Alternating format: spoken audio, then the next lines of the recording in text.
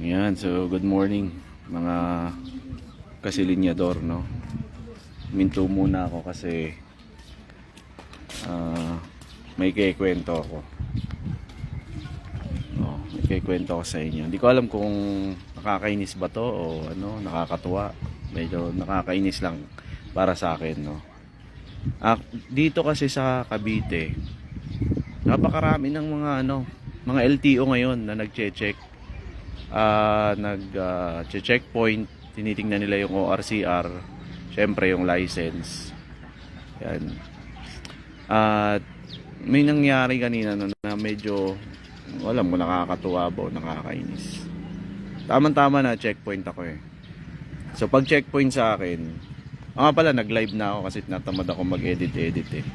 Ayoko nang mag-edit. So linive ko na lang, no. Kung may mga nanonood or ano pagkatapos nitong video, ayan, baka tsaka ko na lang siya i-share or ipopost. Yun nga, going back. So na-checkpoint ako, okay naman kasi kompleto naman ako, may license ako, ORCR ng motor, kompleto, no.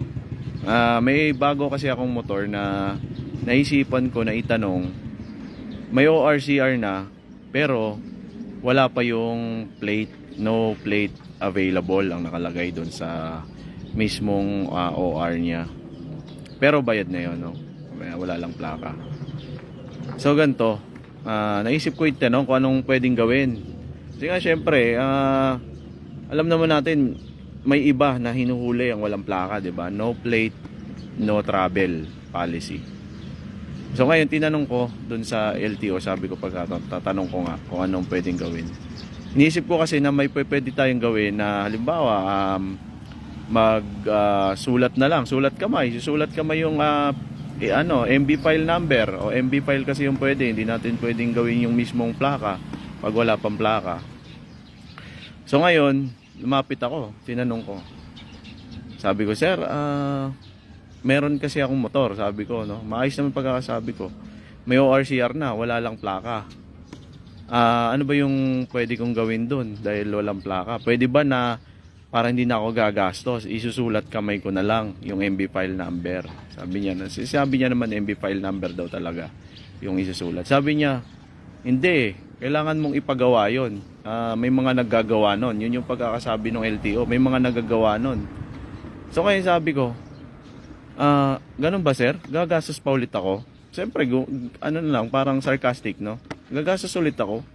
Ang sabi ngayon ng LTO na enforcer, ganun talaga. Doon ako medyo nagkaroon ng yung parang ibang pakiramdam, no? Doon sa sagot na ganun talaga. Kasi hindi yun ganun talaga. Hindi naman ganun ang proseso. Pag binayaran na natin yung mga serbisyo, lalo na sa land transportation, no, sa LTO, meron na tayong binayaran na natin yung ORCR, kasama dun yung plate.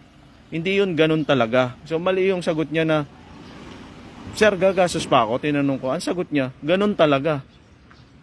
Parang medyo umano ko doon na ganun talaga. Sabi ko, sir, gagastos pa pala ako doon? Oo, sabi niya. Gusto mo, puntahan mo dun sa medyo ano ba yung pagkakasabi, kaya hindi ko rin nagustuhan. Medyo may pagkamayabang kasing enforcer, no?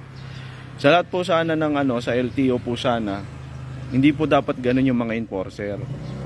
Hindi po nila pwedeng sabihin na pag wala pang plaka ang motor natin, na binayaran naman natin, sasabihin nila na ganun talaga. Kasi hindi yun yung proseso.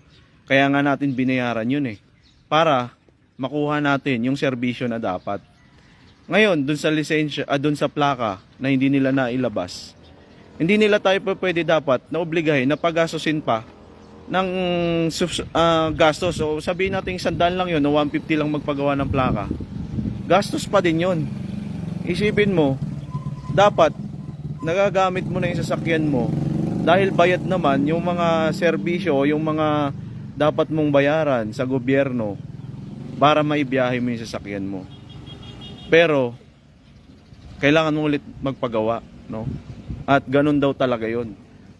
Tama ba yon? Kung kayo po yung husga, tama po ba yon na sasabihin ng enforcer na ganun talaga? Hindi naman ganun talaga yung proseso. Maling-mali yung proseso yun. Anyway, ayun lang, nakakwento ko lang sa inyo, no. At sana doon sa mga LTO, kung sino man, makarating sa kanila yan, no, na lalo na ngayon, napakahirap po ng buhay. Kahit sabihin natin 100, sabihin natin na 150 magpagawa ng plate, eh hindi na. Hindi ko alam kung na-record. Mali pala yung nakadata sa akin. Hindi ko alam kung na-record ko yung video. Pero yun nga, anyway. Titingnan ko, i-finish ko na lang to kung ano yung mga nabanggit ko doon. So going back, ngayon na naka-record na. Sana marinig yon ng LTO. Lalo na si isa sa mga nakikita ko na matuwid na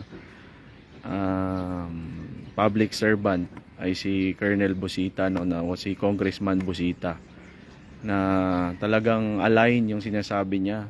Sinasabi niya na ang tamang pagpapatupad o ang tamang public service ay ang pagpapatupad mo ng mga pulisiya ng naaayon sa mga guidelines, no, na meron, lalo na sa LTO. Bayan, LTO, napakatagal na problema ng plaka. Alam ko 2016 pa yan, 2015. Hanggang ngayon, problema pa rin. Wala pa rin yung mga plaka. Oh, naglabas naman ng memorandum ang LTO. Nasabi nila, at least 1 week dapat mai-provide na yung plaka na yan, di ba? Or 2 weeks, or at least 1 buwan, no, mai-provide na yan. Pero bakit ganon, no? Hindi pa rin kayang ipatupad. Kung tutuusin, hindi pondo yung problema. Hindi nyo pwedeng sabihin pondo ang problema, kaya walang plaka. Bakit? Binayaran namin yan ng naaayon dun sa presyo na gusto nyong pabayaran. Oh. So hindi pwedeng sabihin na walang pondo. Dahil hindi naman yan galing sa kaban, no? Galing yan sa bayad ng mga tao na kumukuha ng plaka, ng OR, ng CR, ng rehistro. Bayad na yan. Bakit sasabihin nyo na pondo yung problema? At saka yung mga enforcer nyo, huwag nyo turuan na sasabihin na ganun talaga. Dapat nga, dahil kabilang sila sa organisasyon ng LTO, umingi sila ng pasensya dahil lapses nila kung bakit walang plaka yung mga motor. Dapat ganun sila, no? Hindi yung medyo proud pa sila na sabihin na yung papagawa ka ng plaka, ganun talaga ang proseso, ganun talaga yung dapat mong gawin na magpagawa ka ng sarili mong plaka. Mali yun. Hindi po tama yun. Dapat hindi sila ganun sumagot, no? Proud pa sila, ganun talaga. Ano ba yun? Sana mabago na yung mga bagay na ganyan dito sa Pilipinas, no? Kaya hindi tayo maasenso eh. Ay nako, napakahirap na ka ng buhay, gagastos ka pa ng gagastos, paulit-ulit, ipila, gagastos. Ay nako, sagot pa sa akin niya, o nga pala, nung sinabi ko sa kanya na ganun ba sir, gagastos ako, ang sinagot niya pala nga sa akin, no? Sabi nung LTO enforcer, kung gusto mo, follow up mo dun, kung saan nila nirehistro yung motor, puntahan mo dun. Oh, ano na naman ibig sabihin niya doon? Nangiinis na naman kasi alam niya pag pinuntahan mo ng pinuntahan doon, gagastos ka na naman para mag-follow up doon sa plaka. Para ang sasabi niya, ang mas madaling paraan, gumawa ka na lang talaga, magpagawa ka na lang ng plaka. Magpagawa ka ng MB file number. Oo. So sa mga hindi nakakaalam, no, yung pag wala kayong plate, hindi pwede yung, kasi ngayon lumalabas na kagad yung plate number. Pero bawal yun, na yun yung ipapagawa mong plate. Ang ipapagawa mo yung MB file number lang. So hindi din daw pwede na sulat kamay. Hindi ko alam kung totoo ba yun, kung tama ba yung sinabi sa akin ng enforcer na bawal sulat kamay, o kaya i-print mo na lang. Kasi yun yung matipid, di ka nagagastos. Hindi ko alam kung tama yun, no? Pero yun lang. So hindi ko alam, no? Comment na lang kayo kung tama ba yung opinion ko or mali. Kung mali naman, di wala tayong magagawa, mali pala tayo. Sige.